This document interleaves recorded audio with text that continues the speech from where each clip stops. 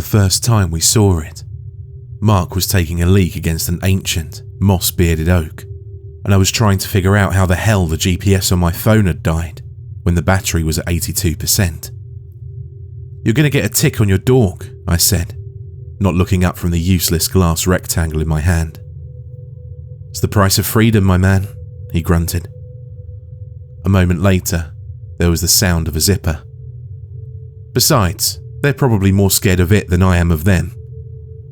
"Hey, Liam, you see that?" I finally looked up, following his gaze.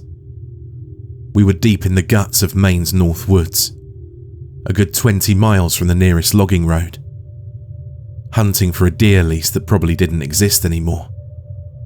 The trees were thick, all pine and birch and shadow. The ground a soft carpet of damp, rust-coloured needles. And, right where it shouldn't be, where the unbroken forest should have continued its silent green march to the horizon, was a house. It wasn't a cabin or a shack. It was a goddamn 3-story Victorian, complete with a wraparound porch, a turret, and gingerbread trim that was peeling like sunburnt skin.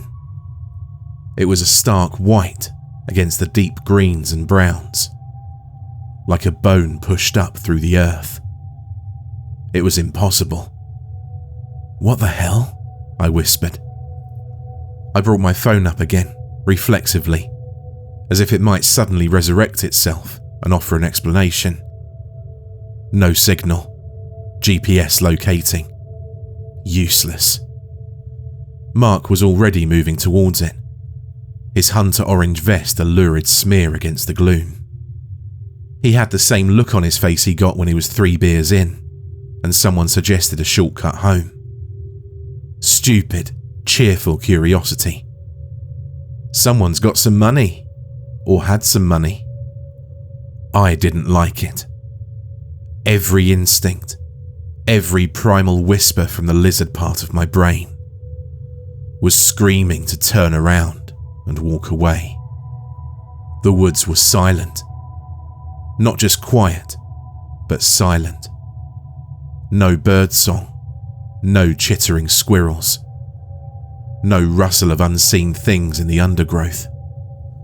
The air was heavy and still, thick with the smell of pine and something else.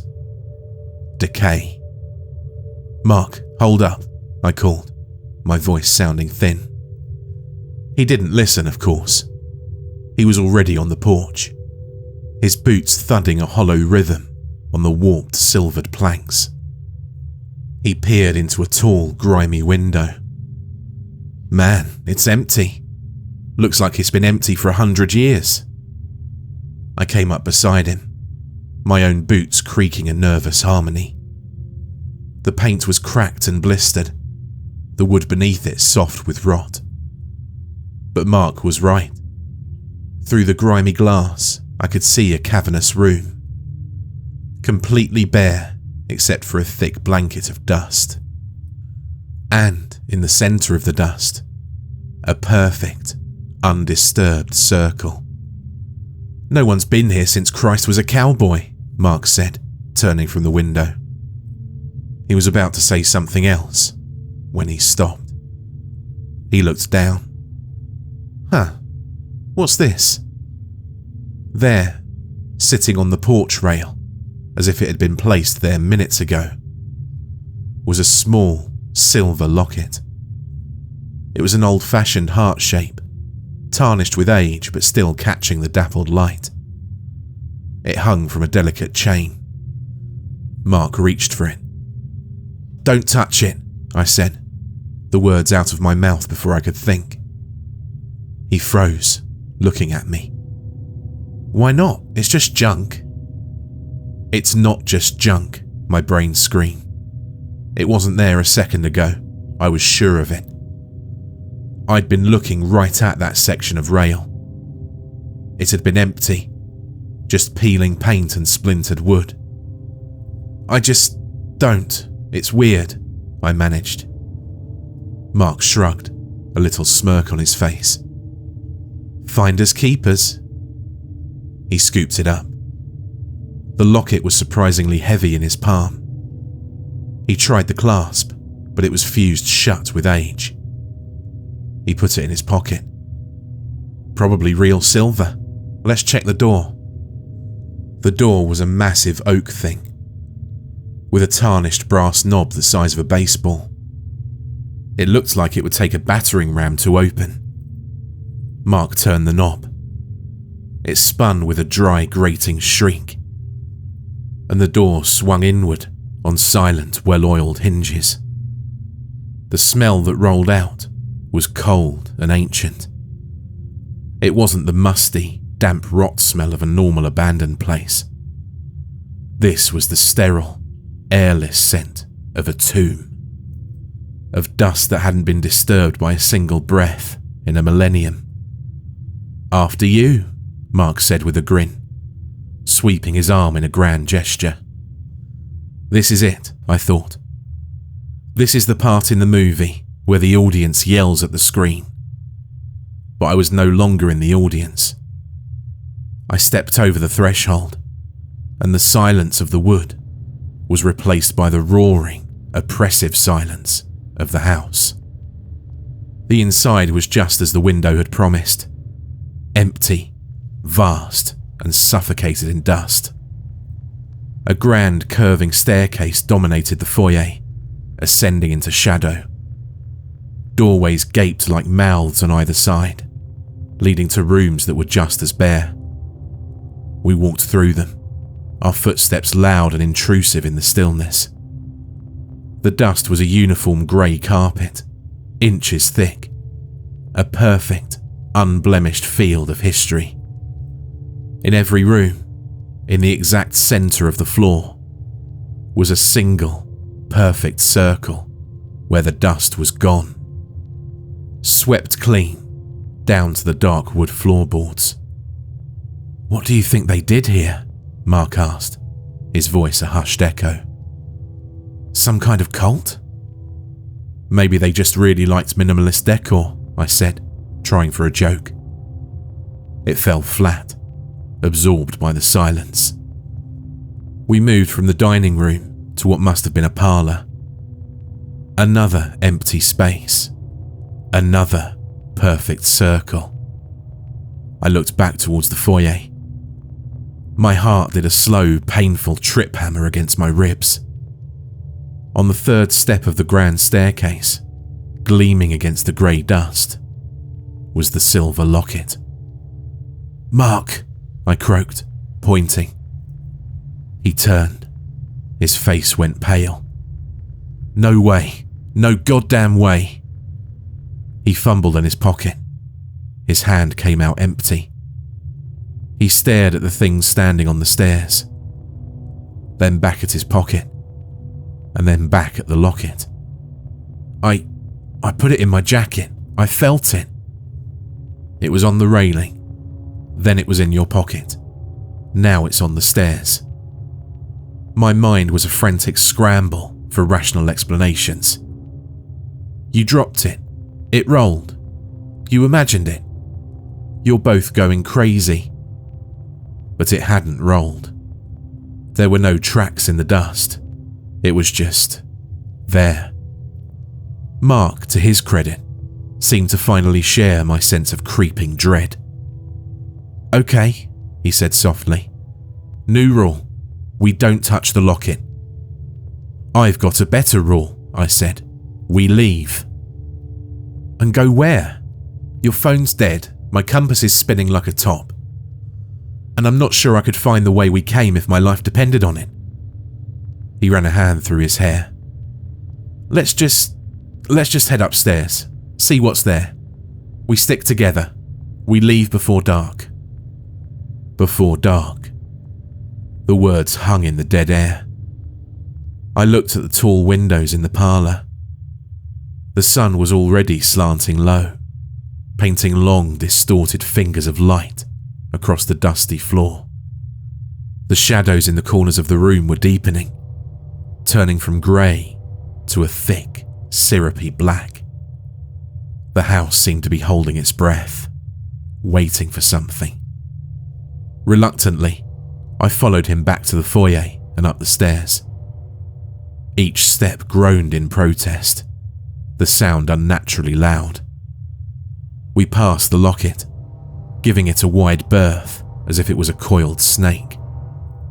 The second floor was a mirror of the first, a long hallway with more gaping doorways. More empty rooms, more perfect circles in the dust. But there was something different up here. A feeling. A pressure in the air that made my ears pop. It was getting colder. "Did you see that?" Mark whispered, stopping at the entrance to a bedroom at the end of the hall. "See what?" "In the window. I thought I saw someone in the trees." I joined him, peering through the filthy glass. The window looked out over the back of the house, a tangled mess of briars and dead-looking trees. I saw nothing but woods. "There's no one there, man." "No, I saw it. Just for a second, a little girl." I felt a cold dread wash over me, colder than the air in the house. "Mark, let's go, right now. I'm serious." He didn't answer. He was staring, mesmerized, into the room. I followed his gaze. In the center of the dust-free circle on the floor sat the silver locket. This time, it was open. We both stood frozen, two statues of terrified disbelief. How? How? We'd left it on the stairs. We hadn't heard a thing. The dust around it was completely untouched. It was impossible. It was a magic trick. It was a nightmare. Slowly, as if in a trance, Mark stepped into the room. "Mark, no!" He didn't seem to hear me. He walked to the circle and knelt, his knees sending up little puffs of grey. He reached out and picked up the locket. Inside, there were no pictures. Just two empty, oval-shaped hollows of tarnished silver. "There's nothing in it," he said, his voice distant. He looked up from the locket, his eyes finding the window again. "Wait. She's back." I looked at the window. I saw nothing. "Who's back? Mark, you're scaring me." "The little girl," he said, a strange childlike wonder in his voice.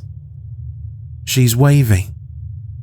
He raised his hand and gave a small, hesitant wave at the empty woods. And that's when the sun went down. One moment, there were long shadows and the last dying embers of daylight. The next, the world outside the window plunged into an absolute, ink-blot blackness. It wasn't a natural twilight. It was as though someone had thrown a switch. The house was plunged into a deeper gloom, the air crackling with a sudden, palpable energy. A sound started, a low, rhythmic creaking. It wasn't coming from inside the house. It sounded like it was coming from everywhere at once. The sound of a colossal, ancient swing set, rocking back and forth in the impossible dark. Mark was still on his knees, staring out the window. His face, illuminated by some faint, unseen luminescence, was a mask of pure, ecstatic horror. "Mark," I said, my voice trembling, "get up. We have to go. We have to get out of the house now." "It's so beautiful," he breathed. He wasn't talking to me. "She's showing me." I grabbed his arm. It was ice cold, rigid as stone. "Showing you what?" "The spaces," he whispered. "The spaces between. The hinges of the world. The creaking outside got louder, faster. A smell wafted in through the warped window frame. A sickeningly sweet smell, like rotting flowers and burnt sugar. I screamed at Mark, pulling at him with all my strength.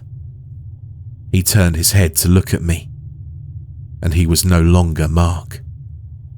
His eyes were wide, the pupils so dilated they'd swallowed the blue, and they were reflecting the window. But they weren't reflecting the black woods. They were reflecting a swirling, geometric chaos. A kaleidoscope of impossible angles and colours that made my head spin. And in the centre of the chaos, something was taking shape. Something with too many joints. "You have to look out the windows at night," he said, his voice a dry, sibilant rustle. It wasn't his voice. "That's the rule. That's how you see. That's how you get out." He turned back to the window. He pressed his palms flat against the grimy glass. "No, that's how it gets in," I choked, stumbling backward, out of the room, out of the hallway. I fell down the stairs, the impact jarring my teeth, the locket glinting at me from the third step as I tumbled past. I landed in a heap at the bottom, gasping for air. The front door was right there. Freedom. I scrambled to my feet, ignoring the fire in my shoulder, and lunged for the doorknob. It wouldn't turn. It was fused solid, as if it had been welded to the frame. I threw my weight against the door. It was like hitting a wall of solid rock. With that, I looked at the windows in the foyer. They were no longer windows. They were screens, and they were all playing the same show. Outside, it wasn't the main woods anymore. It was a writhing, shifting landscape under a bruised purple sky lit by a black star. Twisted skeletal trees clawed at the air, and between them, things moved. Tall, spindly figures, lurching and stumbling in a grotesque parody of a walk. They had no faces, just smooth, pale expanses of skin, and they were all shambling slowly, inexorably, toward the house, towards the windows, towards me. I screamed, a raw animal sound, and turned away, squeezing my eyes shut. "Don't look out the windows at night. That's the rule. Mark had gotten it wrong. You weren't supposed to look out. That's how they saw you." Upstairs, there was a sound like a wet firecracker, and a short, sharp scream that was abruptly cut off. Then, silence. The rhythmic creaking had stopped. I was alone. I don't know how long I spent huddled at the bottom of the stairs, my face pressed into the dusty corner, my hands clamped over my eyes. It could have been minutes or hours. The only sound was the frantic drumming of my own heart. The house was utterly still. Eventually, I had to look. I couldn't stay blind forever. I peeled my hands away from my face and opened my eyes. The windows were just windows again.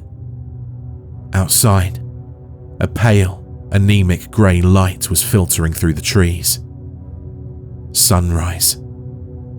The house had let go. I didn't wait. I wrenched at the doorknob. It turned easily. The door swung open, and I staggered out into the cool, clean morning air. I didn't look back. I ran. I ran until my lungs were fire and my legs were jelly, following the rising sun, praying it was east. Hours later, bruised, scratched, and half insane, I stumbled onto a logging road. There was no sign of the house. I went back with the sheriff straight away. We spent 2 days searching. The woods were just woods. My phone worked fine. The compass pointed north. There was no Victorian house, no clearing, no proof of anything. They found Mark's truck parked next to mine where we'd left them, but they never found Mark. I was under suspicion for weeks, but they still never found anything. It was as though Mark had vanished off the face of the earth. But they couldn't explain the one thing I brought back with me, the one piece of evidence I never showed them. I keep it in a locked box in my closet. Sometimes, late at night, when the house is quiet and the world is asleep, I can hear it. A faint, metallic clicking. The sound of the clasp trying to open. It's the silver locket. It was in my pocket when I woke up in the hospital. I don't know how it got there, and I don't know what'll happen if it ever opens. That's the lingering uncertainty I have to live with. That's my ghost. Mojave Desert, California, 2 years later. The sun beat down on the rented Jeep, the air conditioning fighting a losing battle. Sarah squinted at the horizon, a shimmering, heat-hazed line that seemed to go on forever. "Are you sure this is the right way, honey?" she asked, glancing at her husband, Tom. Tom tapped the GPS on the dashboard. "It says it's a geological survey road. It's supposed to connect back to the highway eventually. A little adventure, right?" Their 10-year-old daughter, Chloe, piped up from the back seat. "Are we lost?" "We're not lost, sweetie," Tom said, a little too cheerfully. "We're exploring." He steered the Jeep around a towering cactus, its arms raised in surrender to the sky. And then he hit the brakes. "What in the world?" Sarah whispered. There, nestled between 2 huge red rocks, where nothing should have been but sand and bushes, was a house. A stark white, 3-story Victorian, shimmering in the heat. Its peeling paint the colour of old bone. It looked thirsty. It looked wrong. "Wow," Tom said, his voice full of awe. "I wonder what the story is there." Chloe was already unbuckling her seatbelt. "Can we look, please?" Before Sarah could object, Chloe was out of the car and running towards the impossible structure, her pigtails flying. She skipped up the 3 rickety steps to the wraparound porch. "Chloe, be careful," Sarah called, her voice tight with a sudden, inexplicable anxiety. Chloe didn't answer. She was standing on the porch, looking at something on the railing. She picked it up, her small hand closing around it. She turned, her face bright with discovery. "Mum, Dad, look what I found." She held it up for them to see. It was a small, heart-shaped object, hanging from a delicate chain. It glinted, impossibly bright, in the brutal desert sun. A silver locket.